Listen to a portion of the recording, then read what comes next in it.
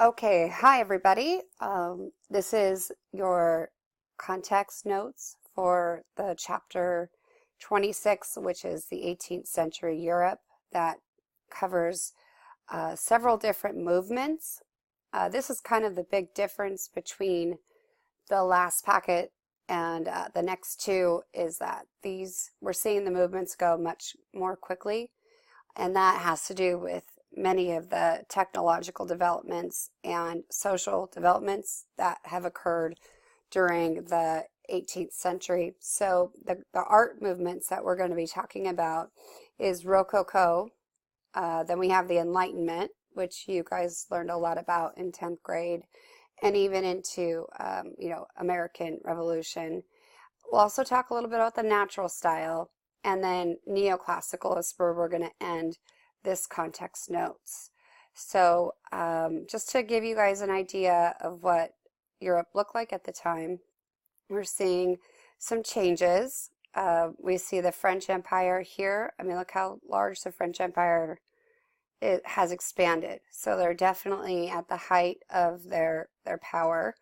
Germany is not quite yet, well, by the end of this time period in the 1800s, we're going to see them unify. Same thing with Italy, but we're still seeing these countries dependent on France, and then these countries are an ally of France, and so we can see how powerful France is. So a lot of the art we're going to be learning about is inspired by France or is related in some way to the movements in France. So the dates for the area we're talking about is about 1700 to 1800. Okay, so let's start off with, hold on guys. So we're going to start off with the historical context, and this is kind of long, so bear with me.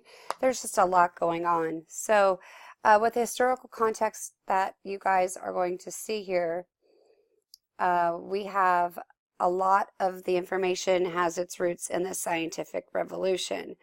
And even though the scientific revolution has largely passed by this time, we're still seeing a lot of inventions.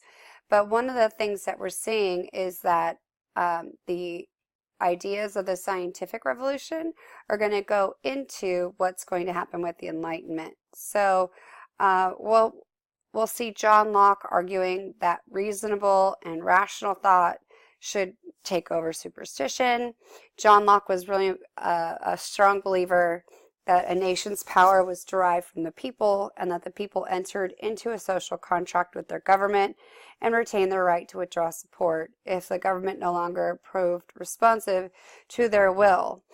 This philosophy guides that, right into the American Revolution and into the Constitution, and also through Voltaire is going to assist in fomenting the French Revolution as well.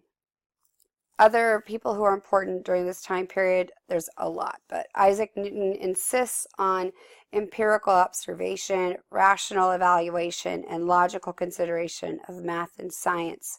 So during this time period, we're really going to see a growth of empiricism. That's spelled empiricism,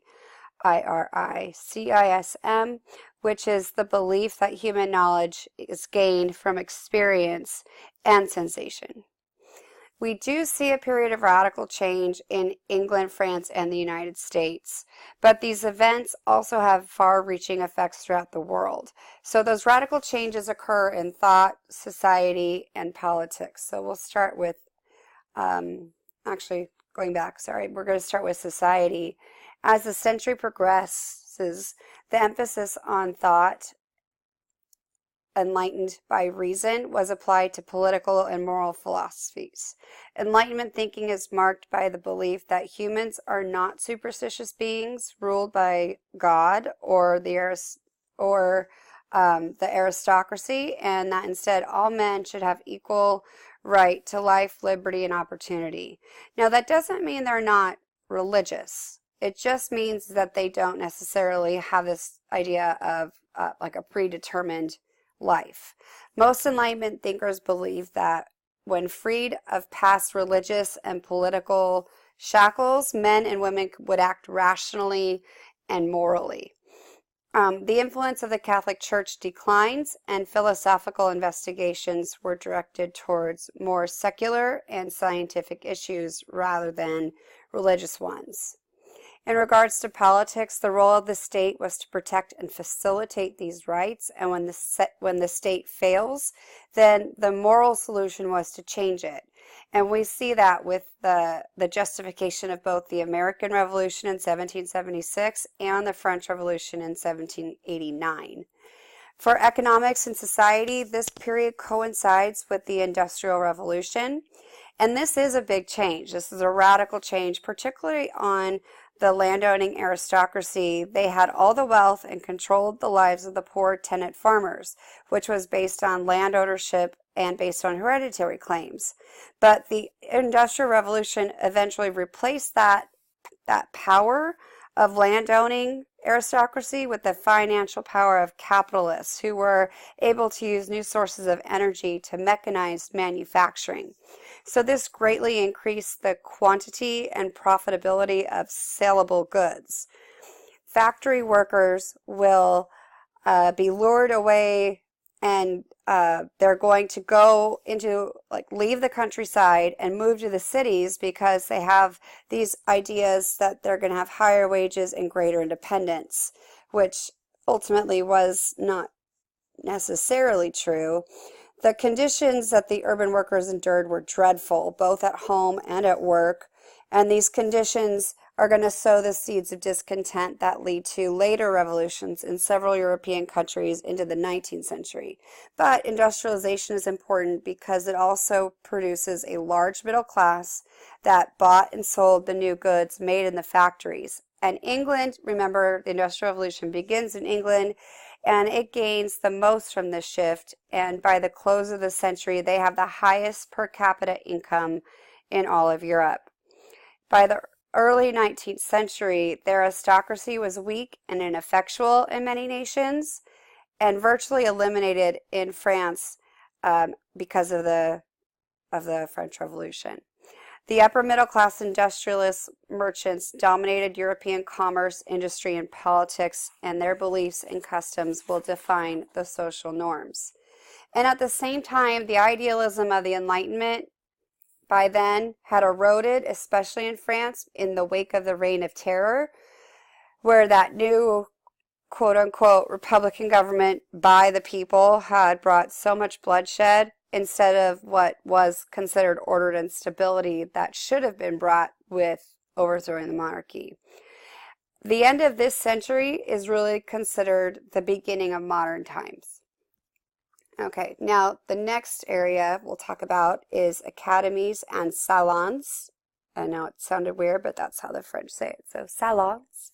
During the 17th century, the French government formed a number of academies, which we did mention before, for the support and instruction of students in literature, painting, sculpture, music, dance, and architecture.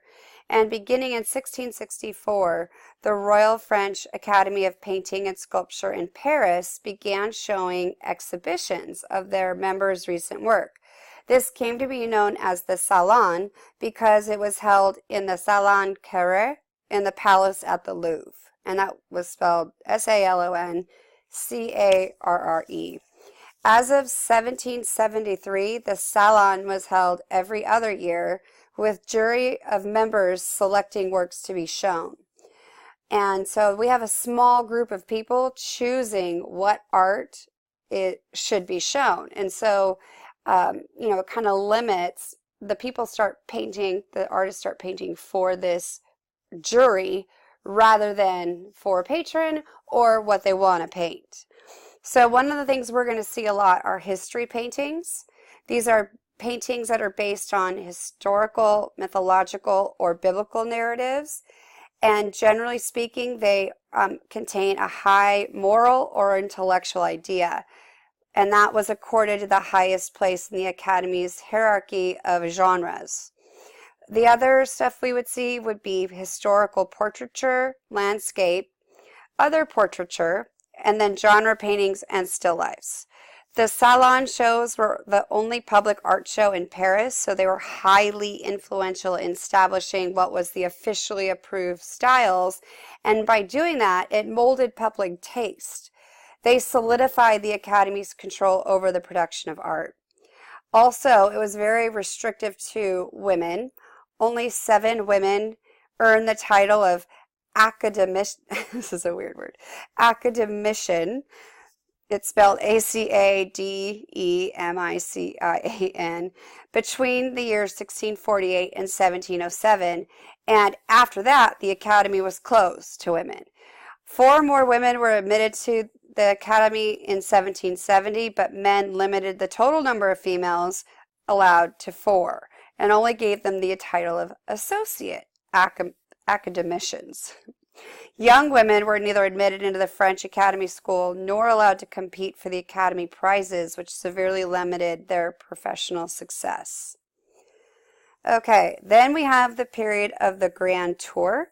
To truly understand this grand style that was dictated by the Royal Academy, it was basically every artist who aspired to gain any type of professional fame.